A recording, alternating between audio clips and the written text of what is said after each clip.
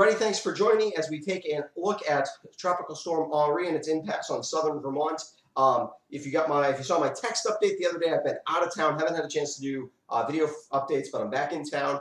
So I've got this quick update this afternoon, and then if you're looking for a more full update at 8 p.m. tonight, I'll go live on YouTube with a full update, give you a chance to ask questions, things like that. The headline news here is it looks like we still are not completely out of the woods, but so far the storm, the worst impacts, the flooding impacts that we were most concerned about, I think they're looking like they're going to be just south of southern Vermont and actually to our west as well. We're going to look at on radar in a second here to show you why, but that's the headline news, and wind impacts were never going to be that significant here. We could have a few power outages, but basically doesn't mean we're out of the woods. I think we're still looking at 2 to 3 inches of rain, maybe 4 inches in some spots. Not impossible to see a little bit more than that, so it's not like no issues, but definitely not some of those real high impact. This will not be an Irene type event, I don't think, unless something changes pretty dramatically tomorrow with the storm track. So here's what things look like on radar now. You can see Henri came onshore, and the center is actually moving, not rapidly, but moving quite a bit to the west. A lot of the short range models yesterday had this,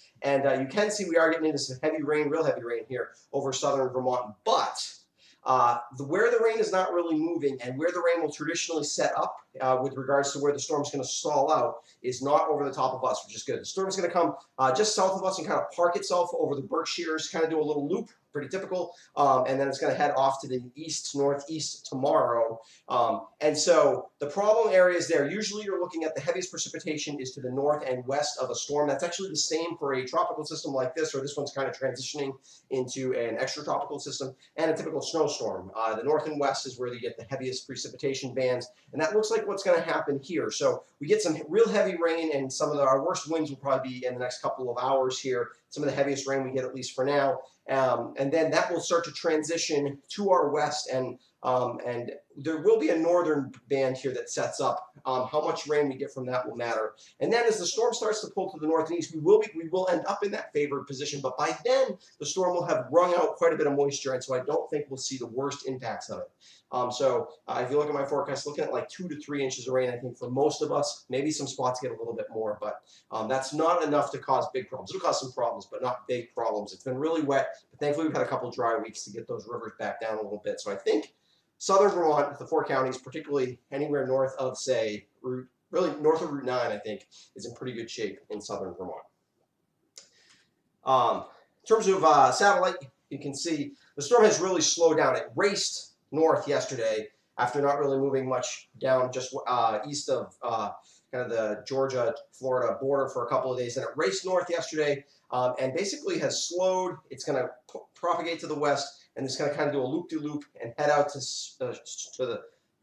sea to our east eventually. But that's going to take a couple of days. It's going real slow now. We're down to under 10 miles an hour, according to National Weather Service, of forward momentum. It's going to go slow, and that does mean that there's plenty of time for it to rain, but really what matters is where that real heavy rain comes. And it really, after that first 12 to 15, 20 hours of a storm being onshore, the rain will still come, and it could still come heavy, but it will tend to come in waves, and that doesn't tend to cause the big flooding problems. Still can on streams if you get a real heavy, like inch in an hour, which is not impossible even into tomorrow, but it does tend to be okay for the river. So that's why I don't think we're going to have to worry about the kind of river flooding we had during Irene. It's really an issue of culverts potentially and streets and things like that. And even then, I think a lot of us will avoid even the kind of washout issues we had back in July with some of the rounds of thunderstorms. In terms of wind gusts, this is what the National Weather Service is forecasting, and this is, I think, a very good representation. All the wind gust issues are essentially in Massachusetts and south. Really only where you get into these oranges, that's the 40 to 50 mile an hour gusts, is where you're going to have some problems with some downed trees and things like that. We're really only going to see 30 to 40 miles. Some of the higher peaks might see some 45 mile an hour gusts. We could have a power outage or two, but basically, even with saturated ground, that's not enough to cause much in the way of problems. So I wouldn't be too worried about wind here in southern Vermont, as is typical of a lot of tropical storms for us. Really, it's the rain that matters, not the wind.